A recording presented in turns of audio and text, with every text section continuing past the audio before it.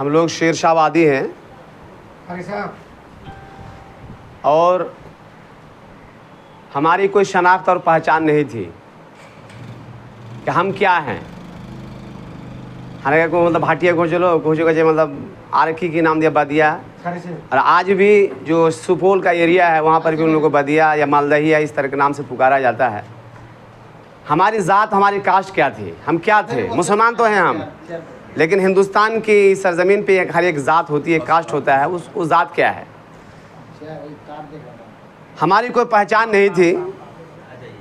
बहुत दिनों से इसकी तलाश थी और कुछ लोगों ने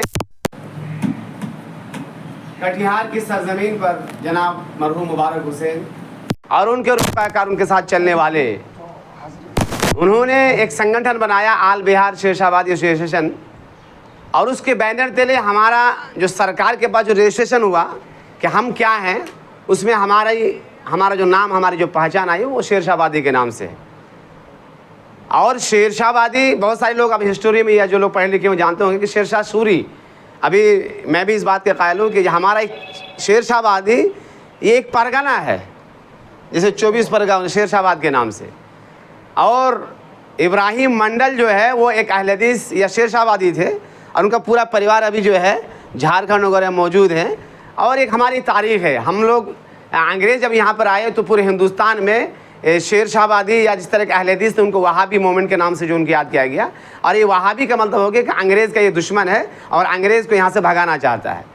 तो शेरशाहवादी की कोई पहचान नहीं थी और हम लोग बहुत पिछड़े हुए थे। हम लोगों को याद है कि अभी मैं परसों ही बात कर रहा था कि हमारे यहाँ मुट्ठा मतलब मड़वा का या उसका बनता था गेहूँ का घाटी, हमने खुद देखा अपने आँखों से।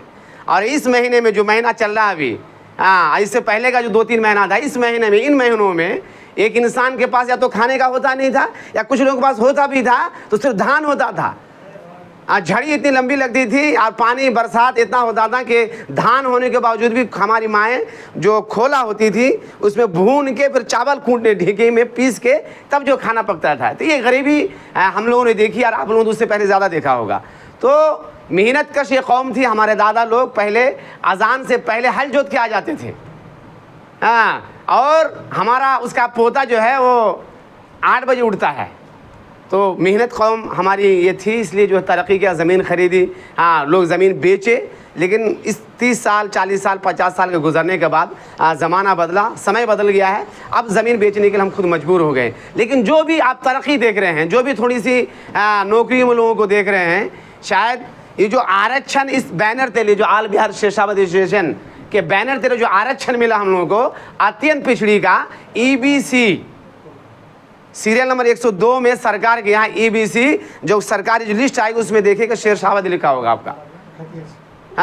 तो उस शेरशाहवादी की वजह से जितने भी, शायद 1-2 ऐसा मास्टर आपको मिलेगा जो बिना आरक्षण के वो टीचर बन पाया है।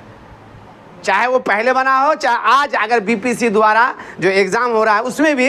इसमें फ़ायदा क्या होता है, आप अगर जनरल कैटेगरी का दूसरी बिरादरी का अगर कोई एग्ज़ाम दिया है उसको अगर 80 लाना पड़ता है तो आपके और मेरे बेटे को 70 नंबर पे या 65 नंबर पे पास कर दिया जाता है। ये EBC मतलब होता है अत्यंत पिछड़ी, बहुत ज़्यादा हम गरीब हैं। कुछ लोग तरक्की कर गए हैं, लेकिन ऐसा नहीं। आप देहात में जब जाएंगे, गांव में घुसेंगे तो आपको लगेगा कि नहीं हमारे लोग कितने पिछड़े हैं। आज भी बहुत सारे लोग जो है गरीबी की रेखा से नीचे ज़िंदगी गुजार रहे हैं। तो एक पहचान दिलाई गई और अल्हम्दुलिल्लाह उस पहचान की वजह से इस 10-20 साल में हम लोगों को लोग शेरशाहवादी कहने लगे। लोग एक सियासी पहचान बनी, लोग आपको पूछने लगे कि नहीं शेरशाहवादी भी उनकी एक आबादी है और उनके बिना यहाँ पे जो लोग सेकुलरिज्म का दावा करते हैं वो आपके वोट के बिना यहाँ पे इलेक्शन, चाहे वो विधायक का हो चाहे MP का हो, हम जीत नहीं सकते अपने वोट के बल पर। मेरा कैंडिडेट जीत नहीं सकता है। उनका वोट का बिखराव होगा तभी हम जीत सकते हैं, लेकिन मेरा वोट जब तक उनको नहीं मिलेगा वो 7 जन्म में नहीं जीतेगा। चाहे वो MP का वोट हो चाहे वो MLA का वोट हो, आपका वोट पासन का काम करता है। अगर आपका वोट पासन का काम ना करे तो कोई भी यहाँ पे हमारे जो सुरजापुरी बिरादरी है उनका जो विधायक बनता है, उनकी आबादी 24 लाख है, हमारी आबादी 13 लाख है। उनकी आबादी 24 लाख है, हमारी आबादी 13 लाख है। उसके बावजूद भी हमारा आज की तारीख में कोई MLA नहीं है और उनके 6-7 MLA हैं। कटिहार में जब ये आंदोलन चल रहा था हमारी तरक्की के लिए, हमारे आरक्षण के लिए, उस ज़माने में हमारे पास 3 MLA थे, मरहूम मुबारक हुसैन, मरहूम अब्दुल शकूर साहब और जनाब मंसूर MLA। मंसूर साहब उनके जो लड़के अभी तौकीर साहब जो महासचिव हैं कांग्रेस के, तो उस ज़माने में 3 MLA बनते थे। उन लोगों की मेहनत, और गर्चे हमारे किशन में MLA नहीं तो उस ज़माने में, लेकिन मरहूम अब्दुल मतीन सलफ़ी रहमहुल्लाह एक आलिम होने के साथ साथ सियासी तौर पर भी बहुत मजबूत थे। और अपने माहौल और अपने हालात के बारे में बहुत ज़्यादा जानकारी रखते थे। अरबी मक़ूला अल-आलिम ख़बीरुन बे-ज़माने ही, कि आलिम जो होता है अपने ज़माने के एतबार से या अपने ज़माने के माहौल और अपने ज़माने की बातों के बारे में वो आगाह होता है या ख़बर रखता है। तो इन लोगों की रसाई हो सियासी तौर पर, और इन लोगों की जो मेहनत और भाग दौड़ थी, उस वजह से 1984 या 82 में संगठन सरकार के रजिस्ट्रेशन हुआ। 84 में आरक्षण मिला, 84 में आरक्षण मिला, और उसकी वजह से बहुत सारे लोग आज आपके शेरशाहबादी जो किशनगंज में जो SDO साहब हैं वो शेरशाहबादी हैं आपके, वो आरक्षण की वजह से उनको SDO बना। वो उनका नाम ही अंसारी है। उनके बारे में एक यहाँ पे एक ट्रेजरर थे, अररिया में मुलाकात, उन्होंने कहा कि वो स्कूल में भैंस चरा रहे थे, तो मास्टर साहब ने कहा एकदम पढ़ने नहीं जाओगे, काम गरीब बच्चा क्या पढ़ने जाएगी, तो उनका नाम लतीफ़ुर्रहमान अंसारी स्कूल में लिखा दिया, तो वही नाम रह गया। अंसारी ऐसे भी अत्यंत पिछड़ी में आता है, तो आरक्षण की वजह से भी उनको फ़ायदा मिलता है, ये बेनिफिट होता है। तो उसी शेरशाहबादी थोड़ी सी हलचल पैदा करने के लिए हमारे पास एक दूसरी तंजीम है जिसका नाम है जमीयत अहले हदीस। उनका भी एक काम है दावत और तबलीग का, तौहीद का पैगाम पहुंचाने का। और आल बिहार शेरशाहबादी ये भी गर्जे एक सियासी विंग है, सियासी प्लेटफॉर्म है, इसका मकसद है सियासी अप्रोच और सियासी ताकत हासिल करना। लेकिन इसके भी जो लोग हैं वो शेरशाहबादी हैं और वो अहले हदीस हैं, उसमें भी उलमा जुड़े हुए हैं, उसमें भी उलमा जुड़े हुए हैं। तो ये जो प्लेटफॉर्म है, ये जो संगठन है, ये खालिस सियासी प्लेटफॉर्म है। इसके ज़रिए जो है ऐसा नहीं है कि आपने देखा होगा अभी कोचा दिघल बैंक में कुछ लोगों ने जो है आपको बांग्लादेशी कहने की जसारत की, हिम्मत की, तो उस पर FIR हुआ। मांझी या इससे पहले बयान दिया तो उसके खिलाफ भी FIR हुआ। और एक ज़माना था 20-25 साल पहले कि आपके किशनगंज में दीवालों पे मुँह में पान, हाथ में लूंगी, मुंह में पान, भटिया बागो पाकिस्तानी दीवालों में आपने जो लोग ज़माने में पढ़े लिखे होंगे, हमारे बुजुर्ग लोग देखा होगा, हमने सुना है। और अगर किशन आए भी होंगे तो छोटे थे, पढ़ना नहीं जानते थे, लेकिन हमने बुजुर्गों से सुना है। लेकिन कम से कम आपकी शनाख्त की वजह से और आपकी थोड़ी सी सियासी ताकत की वजह से इस तरह के संगठनों के ज़रिए, या कुछ लोग नौकरी में आ गए तो कुछ थोड़ी बहुत दौलत हमारे पास आ गई, लोग पढ़ने लगे, स्कूल जाने लगे लोग। एक ज़माना तक मारवाड़ी कॉलेज लोग देखा सुना था, देखा नहीं था, कॉलेज नहीं था हमारे पास, लोग स्कूल में नहीं जाते थे, तो उनको एक मौका मिला था हमारे ख़िलाफ़ जो प्रोपेगेंडा करने का। लेकिन अल्हम्दुलिल्लाह आपकी सियासी ताकत की वजह से आज ये हिम्मत एक इंसान नहीं कर सकता कि आपके खिलाफ दीवार में वो लिख दे। आपकी सियासी ताकत की वजह से जब इससे पहले टीटू बैडवाल ने आपसे कहा कि बांग्लादेशी हैं, तो यहाँ के BJP का अध्यक्ष, जिला अध्यक्ष को ये बयान देना पड़ा कि ये बांग्लादेशी शेरशाहबादी ये बांग्लादेशी नहीं है बल्कि यहाँ के मूल निवासी है। ये BJP के अध्यक्ष को बयान देना पड़ा, ये आपकी सियासी ताकत की बुनियाद पर। तो ये जो संगठन है, ये संगठन इसी तरह का ये काम करता है, या तंजीम इस तरह का काम करती है। लेकिन इसमें आपका दामे दरमे कदम सुखने ताउन और मदद की ज़रूरत है। जब जब आपको बुलाया जाए, आपको इस संगठन में जिस तरह का प्रोग्राम आपको आना चाहिए, इसी संगठन को मजबूत करने के लिए इससे पहले भी इंतखाब हुआ था।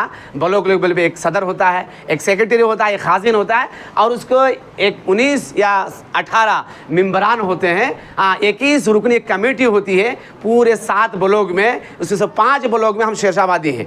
आपके बहादुरगंज में 3 गांव हैं, एक गरगांव और आपका लिलिया, शायद 2 या 3 गांव हैं। और टेढ़ागाज में 12 या 13 घर है। अब्दुल्लानी साहब को आप लोगों ने देखा होगा, सुना होगा, उन्हीं का जो एक मदरसा है वहीं पे 2-4 घर हैं। और 5 ब्लॉक में हम लोग एक अच्छी खासी तादाद में कोचा धामन, ठाकुरगंज, किशनगंज, पूठिया और आपका दिघल बेंग, वो मैंने 5 ब्लॉक में है, 2 ब्लॉक में ना के बराबर हैं। तो इसी तरह का जो है जमहूरियत में, जमहूरियत एक तर्ज हुकूमत है, जब बंदे को गिना जाता है, तोला नहीं जाता है, आपके माथे को गिना जाता है कि आपकी तादाद कितनी है, आप कितने संख्या में हैं। अगर हमारी तादाद 2-4 हज़ार होती है तो आपको कोई नहीं पूछता।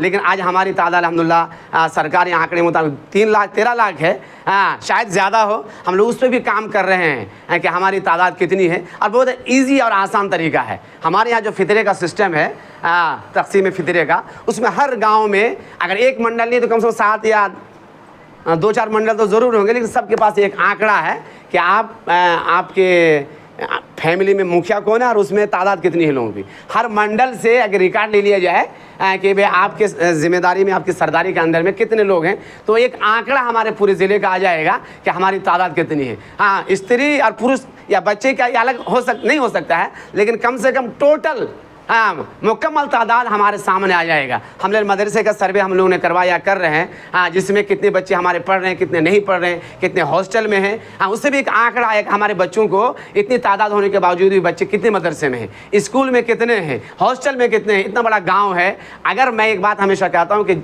हमारी जितनी तादाद है और जिस मुताबिक अल्लाह के रसूल सल्लल्लाहु अलैहि वसल्लम ने 7 साल में नमाज़ पढ़ने का हुक्म दिया है, 10 साल में न जाए तो मारने का हुक्म दिया है, अगर ये लागू कर दिया जाए तो ये मस्जिदें नहीं, इस तरह के और हज़ारों मस्जिदों की ज़रूरत पड़ेगी हमारे बच्चों की, हमारे मुसल्लियन की तादाद के लिए। और उसी तरह अगर हमारा हर बच्चा अगर 7 साल में नमाज़ पढ़ने का हुक्म दिया है, तो आपको ये समझना होगा कि 5 साल में उस बच्चे को मदरसा जाना पड़ेगा, तब ना वो नमाज का तरीका सीखेगा, तब ना वो नमाज कैसी पढ़ी जाती है वो पता चलेगा। इसलिए 5 साल में सरकारी जो आंकड़ा है, सरकार का जो ऑर्डर है, निर्देश है कि वो 5 साल में आपको नर्सरी में एडमिशन करा देना है, 1 क्लास में। तो इसका मतलब ये सरकार का रूल है, सरकार का रूल नहीं है, वो शरीयत का, इस्लाम का रूल है कि जब 7 साल का में नमाज पढ़ने का हुक्म दिया है तो उसको जानकारी नमाज के बारे में शुद्ध-बुद्ध होनी चाहिए। इसका मतलब 2 साल अगर वो मदरसा में इससे पहले जाएगा तो उसको अल्लाह बैतमानी भी याद हो जाएगी, अत्तहियात भी याद हो जाएगा, 2-4 सूरत में उसको याद हो जाएगी। और उसी तरह अगर हर बच्चा हमारा मदरसा पढ़ने आ जाए, हमारी हर बच्ची मदरसा पढ़ने के लिए आ जाए, तो आज लोग शिकायत करते हैं कि मदरसे बहुत ज़्यादा हो गए। दोस्तों, ये मदरसे बहुत ज़्यादा नहीं हुए हैं, बल्कि इस तरह के और भी मजीद मदरसे खोलने की ज़रूरत है, और भी इदारे खोलने की ज़रूरत है। तब जाकर हम बच्चों को जगह दे पाएंगे और बच्चों को एक ठोस और एक मजबूत तालीम दे पाएंगे। मैं इन्हीं बातों के साथ अपनी बात को ख़त्म करता हूँ, इस उम्मीद के साथ कि वो जो जिस पैगाम को लेकर आपके सामने हम लोग आए हैं, जो लोग यहाँ पर हैं, ये शेरशाहबादी हमेशा याद रहे कि आप शेरशाहबादी हैं। और इससे पहले अभी शहीम भाई ठवापाड़े की मीटिंग हुई थी कि अगर आपको कोई शेरशाहबादी के अलावा कोई दूसरा लक़ब से पुकारता है तो तमाचा एक उसके गाल पे तमाचा रसीद कीजिए। हाँ, अगर एफआईआर हो जाए तो हो जाने दीजिए, डरिए नहीं। आपकी जो शनाख्त थी शेरशाहबादी से पहले, आपकी शनाख्त एक मेहनत कश कौम के तौर पे थी, आपकी शनाख्त आप हिम्मत और हौसले रखने वाली कौम के तौर पे थी, आपकी एक शनाख्त मेहनत करने वाली कौम के तौर पर थी। या आपकी शनाख्त थी, आप किसी से डरते नहीं। इस एरिया में, जो हमारा एरिया आपका एरिया हो, हर अंधेरी रात में डकैती हुआ करती थी। अगर आपके पास हिम्मत और हौसला नहीं होता तो सारे लोग फिर कटियार और मालदार भाग कर चले जाते। आपके हौसला और आपकी हिम्मत की वजह से आपके गाँव में डाकू घुस नहीं पाया और आपने मेहनत करके यहाँ के लोगों की ज़मीन खरीदी, इसीलिए आप उनकी नज़र में खटकते हैं कि हमारी ज़मीन को उन्होंने हड़प लिया है। वाखिर दावाना अल्हम्दुलिल्लाहि रब्बिल आलमीन।